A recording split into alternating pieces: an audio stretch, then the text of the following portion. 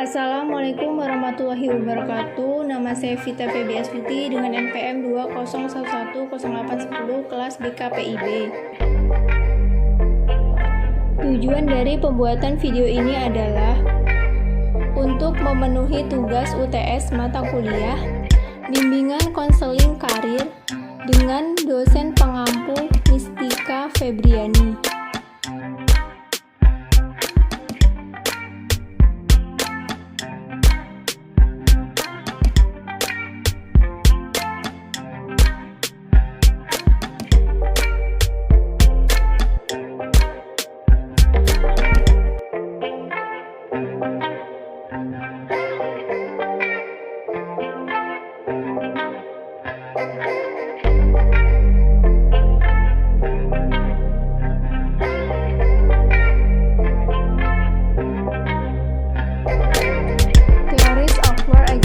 Teori penyesuaian kerja atau dalam bahasa Inggris disebut Theory of Work Adjustment.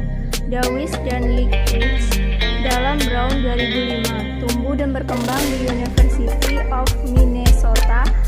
Teori ini muncul setelah ada penelitian terkait dengan rehabilitasi kejuruan klien untuk bekerja sekitar tahun 1960-an dan 1970-an.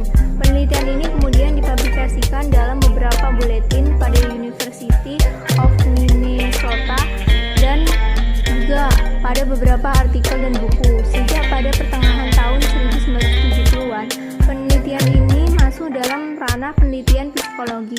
Mulai pada saat itu pula penelitian ini telah menjadi luas untuk diteliti dan dikembangkan.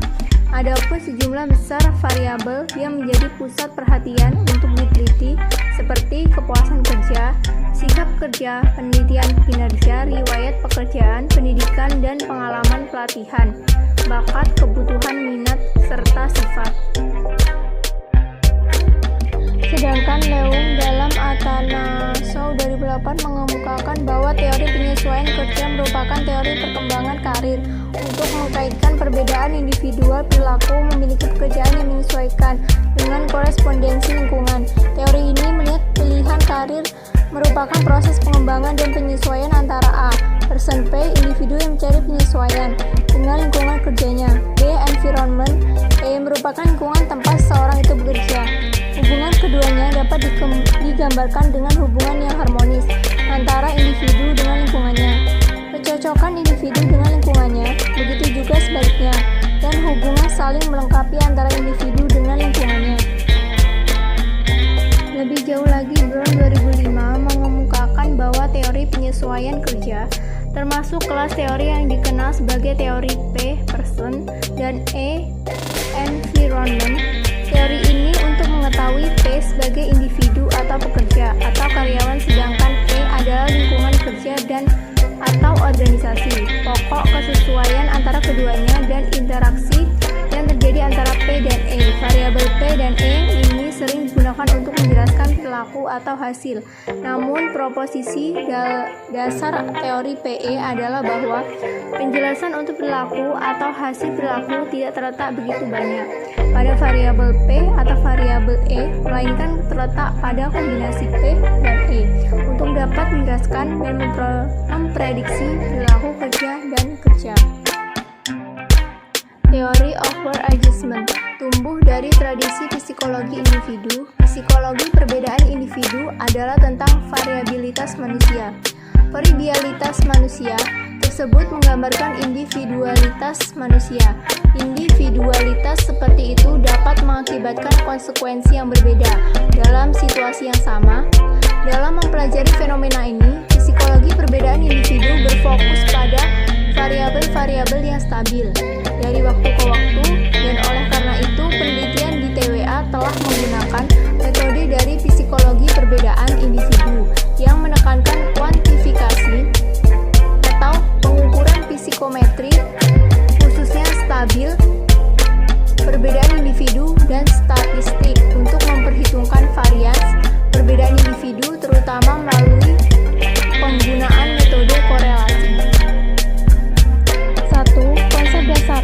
Sebagai teori psikologi, teori penyesuaian kerja fokus pada P, namun P tidak berlaku dalam ruang hampa, melainkan P selalu pada dan berlaku E. Setiap teori-teori P harus menjadi teori tentang P yang berhubungan dengan E. Teori penyesuaian kerja diawali dengan 3 asumsi dasar, yaitu sebagai berikut. A. Sebagai living organisme. P. Untuk memiliki persyaratan yang harus dipenuhi. Banyak atau bahkan sebagian besar melalui E. B.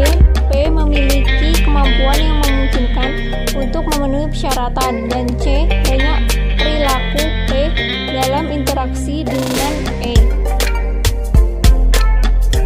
2. Implikasi. Bimbingan dan konseling bertujuan untuk memberikan pelayanan yang memberikan bantuan, baik secara perorangan maupun kelompok agar mandiri dan bisa berkembang secara optimal.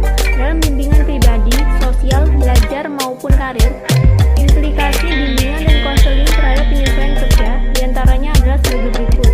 1. Konselor perlu membuat beberapa penilaian, keterampilan dan kemampuan, serta membutuhkan dan nilai-nilai konseling. Hal ini dapat dilakukan dengan mendiskusikan secara rinci beberapa aspek pekerjaan yang ada pada saat ini. 2.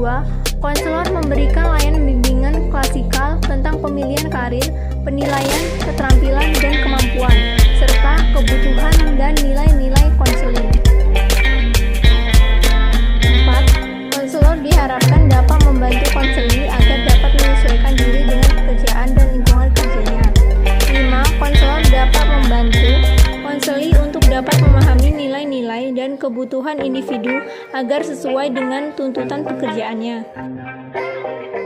3. Kelebihan dan kekurangan teori. Kekuatan utama dari teori penyesuaian kerja ini adalah secara jelas mengemukakan langkah-langkah yang telah dikembangkan untuk mengukur berbagai variabel-variabel yang dikaitkan dengan teori, termasuk langkah-langkah mengukur kebutuhan, nilai-nilai dan kepuasan, keterampilan dan kemampuan, kepuasan perusahaan, dan indeks-indeks korespondensi.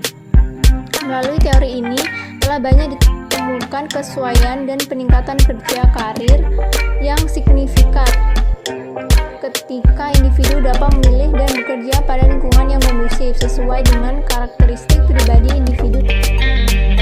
Namun teori ini belum dapat menjelaskan dengan akurat antara individu yang mengalami incongruence atau yang dulu mengalami kesesuaian dalam kecenderungan mereka untuk mengganti pekerjaan. Teori ini juga dirasa mengabaikan faktor minat, keinginan, perasaan, dan daya adaptasi seseorang pada lingkungan pekerjaan yang baru. Karena pada beberapa kondisi individu bukan hanya kesesuaian dengan lingkungan kerja semata, namun dalam beberapa kondisi minat, motivasi, bahkan dukungan dari orang terdekat mampu membuat individu menyesuaikan dan beradaptasi pada lingkungan kerja.